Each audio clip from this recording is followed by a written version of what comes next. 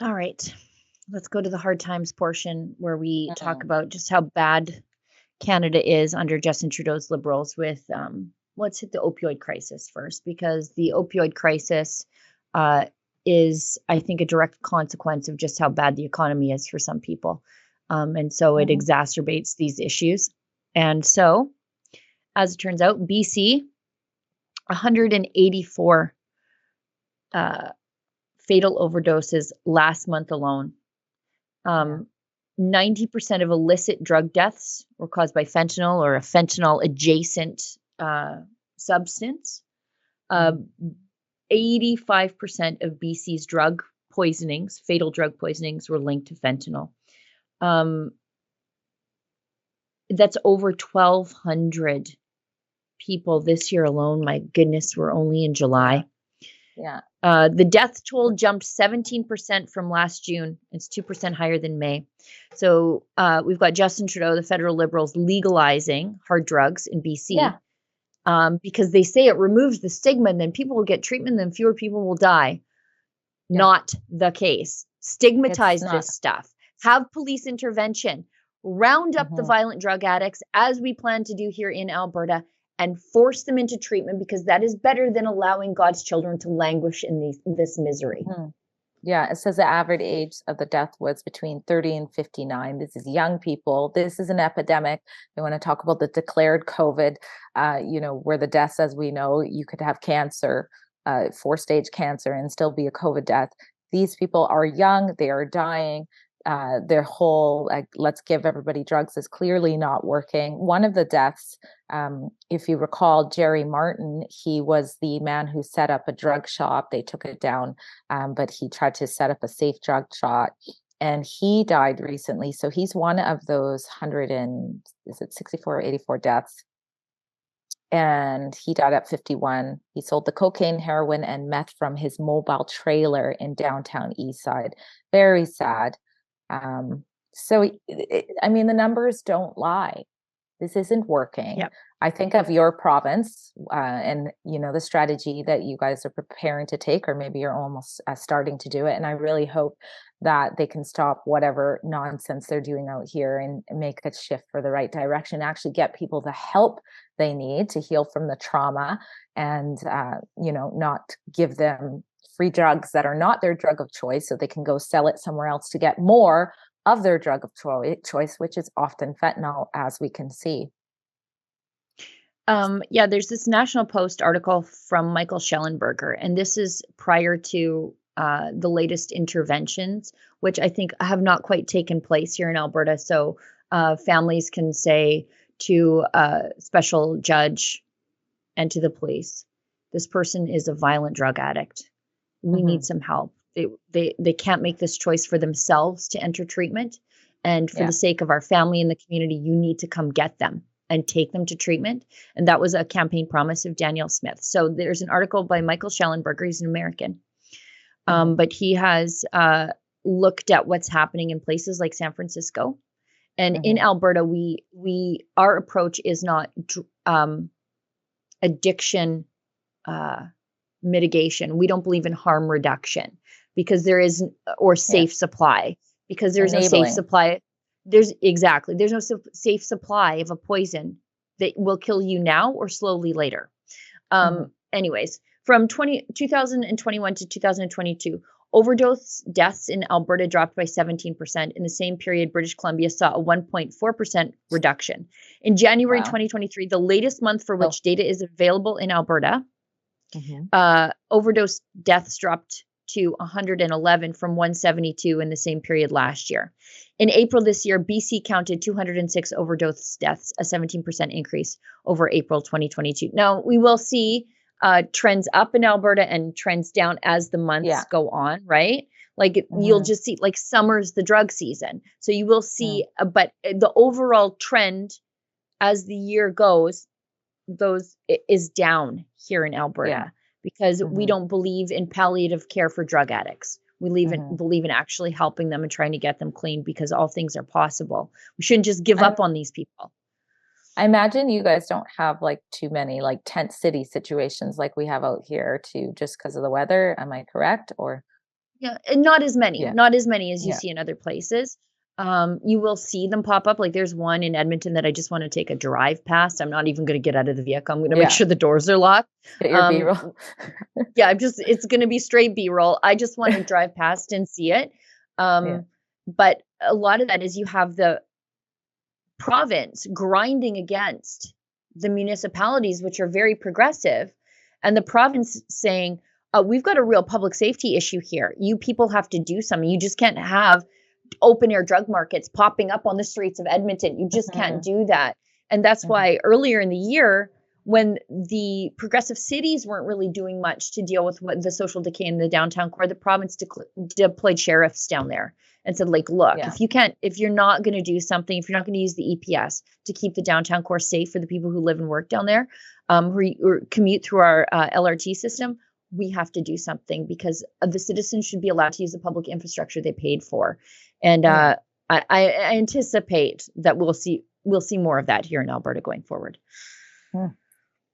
Interesting. Anyway, it's just a mess. It's just a mess out there, but I'm happy to see our provincial government at least trying to do something, not looking at almost 2 generations of absolute drug policy failure, like what we see in Vancouver, and not saying, you know what, let's try that here. We'll get it right this time. Like they're doing something different. So that's good. Yeah. Well, we shall see how it plays out. Let's move ahead to this one, Canada's standard of living. I don't know if you might have noticed this with the $6 heads of lettuce.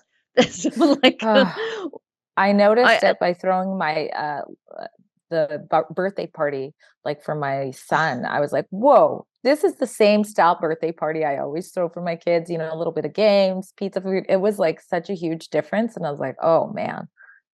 Like even now I've noticed that.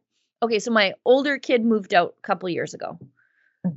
And my 17-year-old daughter, she being 17 and having like a 4 or 5 day a work week job now that it's summer and being gone frequently training for rugby. I literally never see the kid. So she's eating somewhere I know, but she's not eating here. Like I'm pretty sure. But my grocery bill is still the same as when she was home most of the time and when my son lived at home. Those two food furnaces are eating elsewhere. And yet my grocery bill is still the same. And I'm like, why is lettuce so much? I'm like, I'm going to So I planted a bunch of lettuce in the garden. I don't even eat lettuce, but I know that other people in my family eat enough of it for it to be of a financial impact to me. It's crazy. I don't know how people who don't grow a portion of their own food and like have a steer that they knew personally in their freezer. I don't know how you people continue to eat. Like, I don't know how families afford it. I saw a picture of your greenhouse, so you're doing pretty good. I took this year off. I'm really regretting it, but I did all right last year with gardening. It's a jungle in there. It's a jungle. I go in and I'm like, those little like cucumber vines are going to grab my leg on the way in and just suck me in. And my family won't notice until they get hungry. I'll be gone for like hours. But anyways, let's get back to this article. Canada's standard of living falling behind other advanced economies, says TD. A new report from TD says we're falling behind our peers. According to a report published last week, Canada has been lagging behind the US and other advanced economies in terms of standard of living performance or real GDP per capita, despite recent years of headline growth. Economic growth does not necessarily equate to economic prosperity, said economist Mark Ercoleo. I butchered that. Wrote. In the 10 years, this is Justin Trudeau's hands here.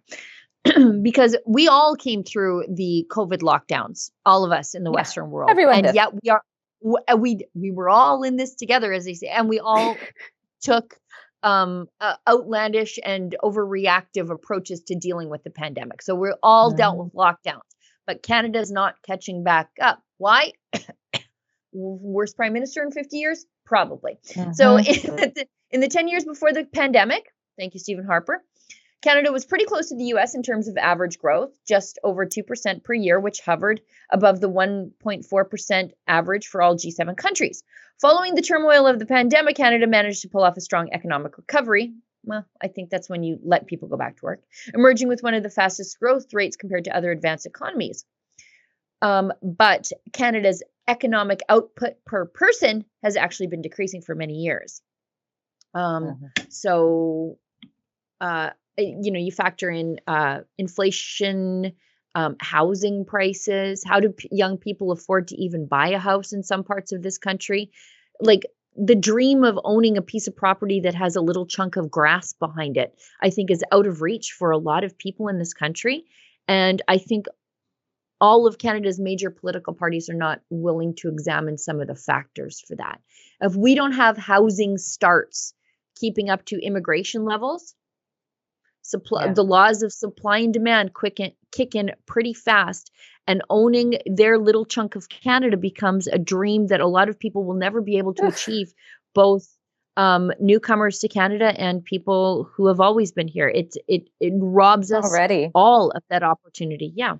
Yeah, it's already that hard. I mean, the article claims that the recent increase in population growth to 3% is not the main issue, especially since the average population growth since 2020 has only been slightly higher than before 2000. But it all weighs on it. I'm actually curious to see what you think about this. It says regions like Alberta, Saskatchewan, and Newfoundland and Labrador, where the economy relies heavily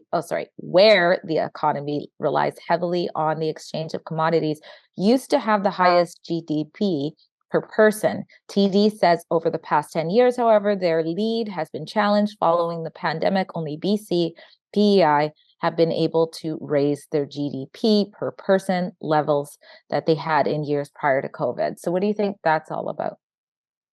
Because I thought Alberta was doing really good, but I guess We are.